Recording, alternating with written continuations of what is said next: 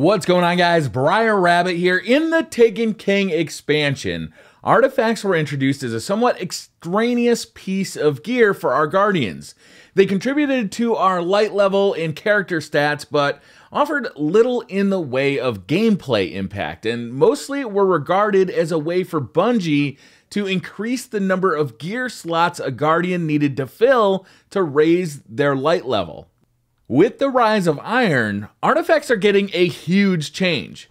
8 new artifacts have been confirmed by Bungie in Game Informer's huge new Rise of Iron blowout article. Moving forward into Year 3, an artifact will be equipped on your Guardian not based on what light level it provides or its boost to stats like Intellect, Discipline, or Strength, but now for the abilities they grant your character. Game Informer gave us a look at what abilities these artifacts would grant, and they're literally game-changing. Let's take a look. The first is Memory of Radagast. Allows you to reflect energy-based weapons with your sword, including rockets and Ogre's Blast. So now your sword, along with being an offensive close-range weapon, can reflect rockets in the Crucible back at whoever sent them. I can't wait to see the clips that come out of this. Next, the Memory of Perun. All enemy guardians with full super are highlighted, and all enemies with low health are highlighted.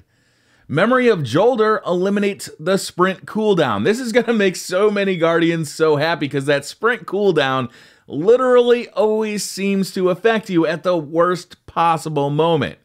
The Memory of Scylla grants the ability to dramatically reduce any damage inflicted through damage over time effects.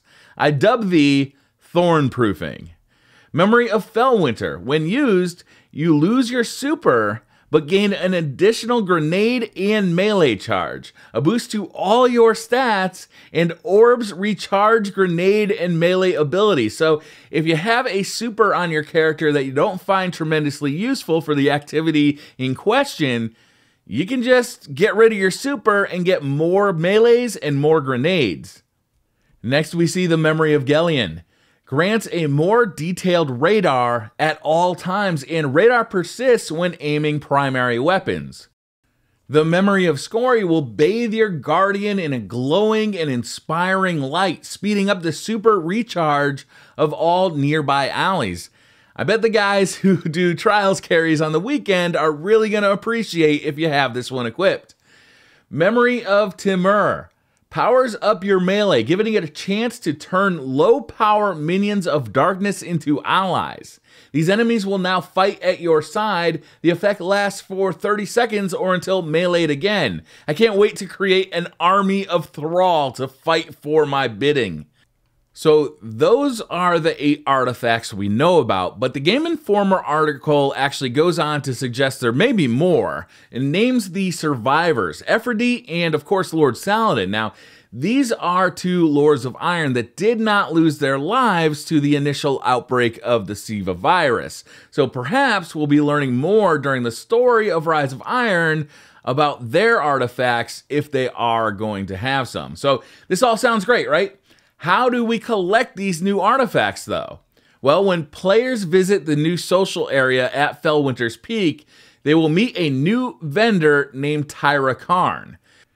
Tyra will have a new weekly quest that you can complete to obtain a new item called the Iron Lord's Legacy.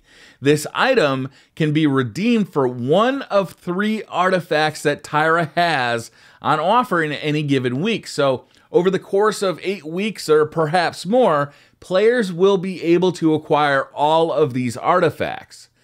As each new artifact is collected, Guardians will be able to travel to the Iron Lord's Temple at the top of Fellwinter's Peak and light a fire below the corresponding Iron Lord statue. When all the fires are lit, well, we don't know what's going to happen. Will this unlock a 9th artifact, grimoire cards, a new quest? We're just going to have to wait to find out. In my opinion, this is actually a brilliant move by Bungie. Expanding the roles of artifacts to be gameplay modifiers and furthering the customization available to our Guardians really will add depth to the game. I'm already dreaming of reflecting rockets back at the Guardian who shot them in Trials of Osiris. I really can't wait for that one. Thank you guys very much for watching. Hit that like button if you liked the video. Hit subscribe if you're new to the channel. And let me know what you guys think about these new modifiers, about these new artifacts. I'm really curious to know. Thank you very much for watching, and I'll see you next time.